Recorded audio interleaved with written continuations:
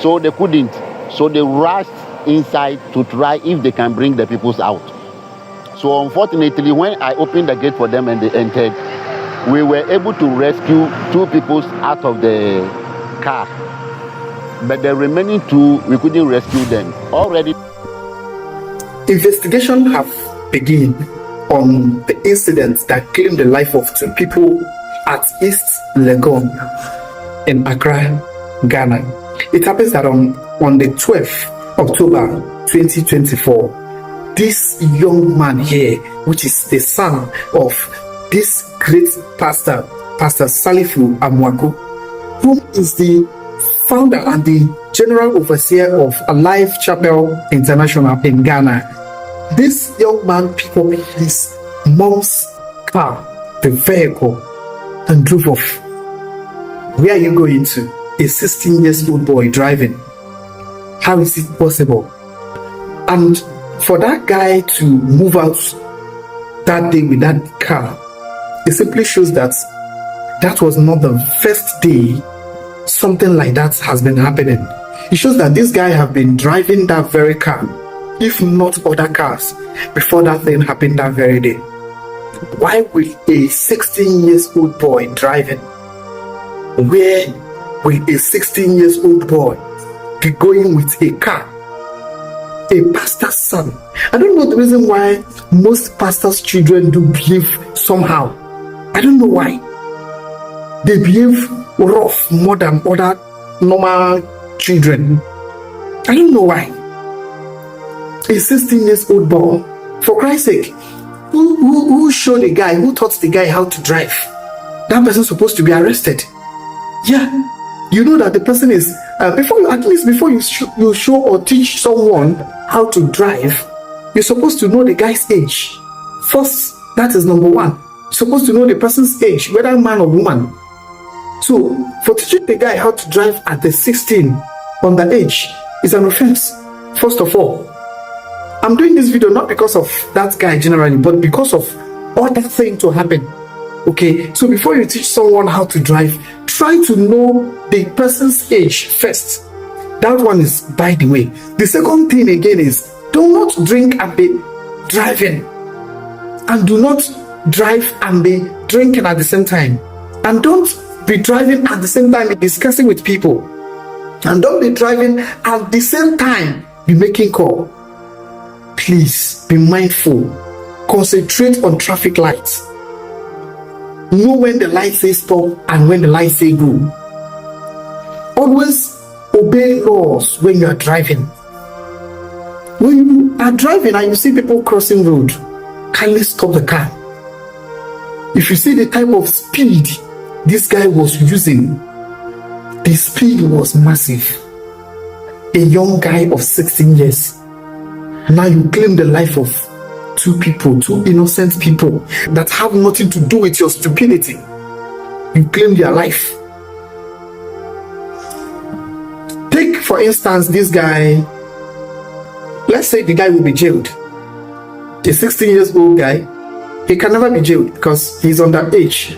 Maybe the case will be pending till the guy enter 18 years or 19 before the case will be, brought up again. If not dismissed.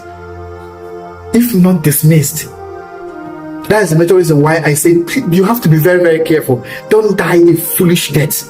Do not allow any man or woman to kill you for nothing. May God not allow us to see that type of thing. This guy is underage. Let's get it clear now. You teach the guy how to drive. And the guy himself driving. A video first show when this guy was pulling this car. See if he's a professional, he's a PhD holder in driving. The life of the people you kill, even if the guy go jail now, those people can never come back to life again. They are dead, they are gone, their own has finished, ended. Let us all be wise. Let us all be reasonable. Please, do not use your own and spoil other people's own. Even if you have the money to make your children live comfortable, why won't you get a driver for them? Get someone to drive them. Someone can move them. Now, this guy make, in fact, do you know that these people burn beyond recognition? They burn like the fire roast them beyond recognition. Unfortunately, the young guy that even caused this particular accident walked out of the car unhurt. He walked out of the car unhurt. Yeah, already 2 people are burning. I think this case, only God Almighty will judge the case well, because I don't know how we human will judge this case to get the real results for the victims. But as for me, I will say, may their souls rest in perfect peace. May God console the family. I know it is not easy, but may God take absolute control. I don't know what to say. May your souls rest in peace, the victims of this accident. Okay, viewers, I want you to pray for them on the comment section. If you know all what you have to tell them, you can pray for them on the comment section. Wish them well. It is well. Around 14:22 p.m. yesterday, I am a worker here, and let me take it. I'm a security guard in this premises for day. So I was inside. You can see that from the security room to where the bench is, it's about 5 steps. So I was sitting there when I heard the noise, bang. Before I realized the security room started falling, then I realized that there is an accident here. So we came to the scene. I and my boss called Mr. Kojo Asafwedu, who is the assistant managing director. He was also inside, so he also came out for the scene. So when we came out, we saw a crowd entering the house.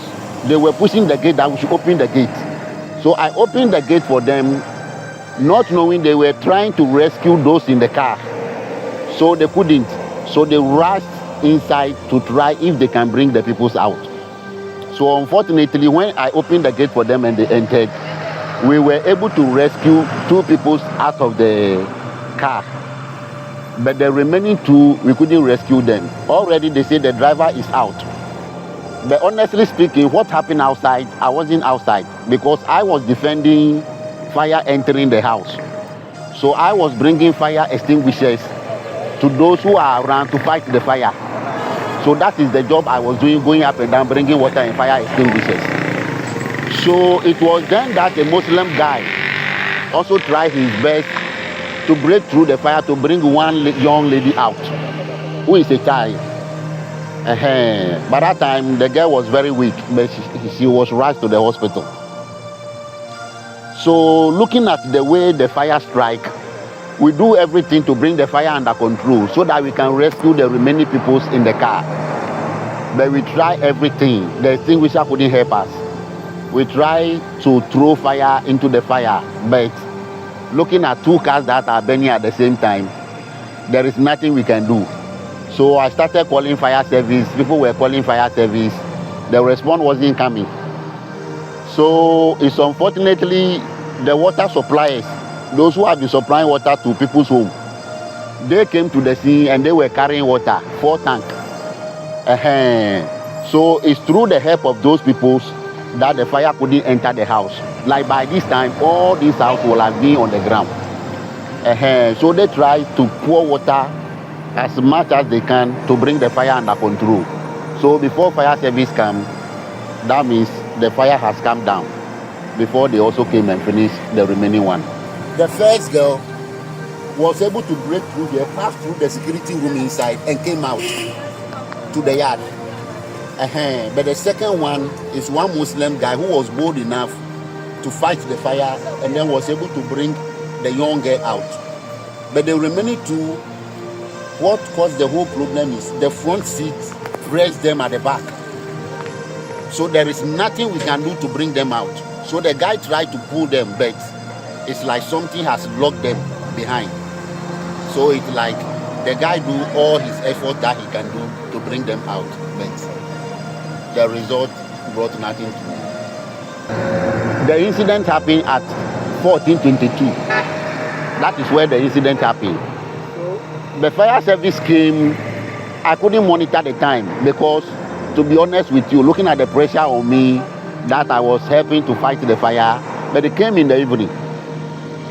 The delay for over 2 hours, more than 2 hours, before fire service were able to respond to the scene.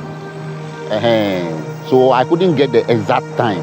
To be frank, when they came, people started harassing them, and then the fire service, and then They were harassing the fire service for not responding to their call, because when the incident happened, they were trying to call them, so they were angry with them.